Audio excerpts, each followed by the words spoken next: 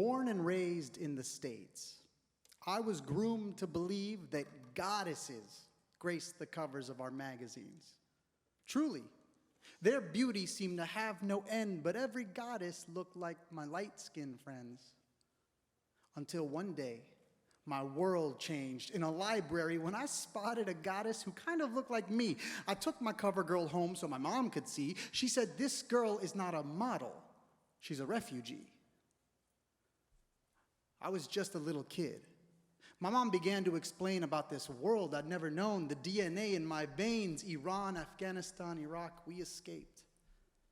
We were the lucky ones who got a future to shape. I smiled at my mother. I learned a lesson that day. They only put us on their covers if we need to be saved.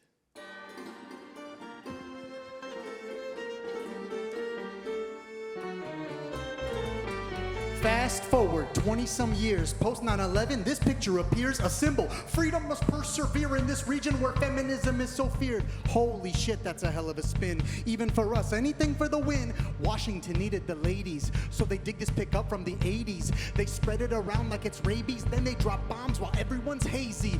Mashallah, that is so ironic. The only reason that this girl is iconic is Soviets went, bombed her home, killed her parents, left her alone. Now we're using the beauty ingrained in her face so that we can drop bombs on the very same place. Pictures present a power that's precious, but people that propagate power are reckless. To reach the many, they simplify view. They make us adapt a simplified view of reality. Complexity's just a formality.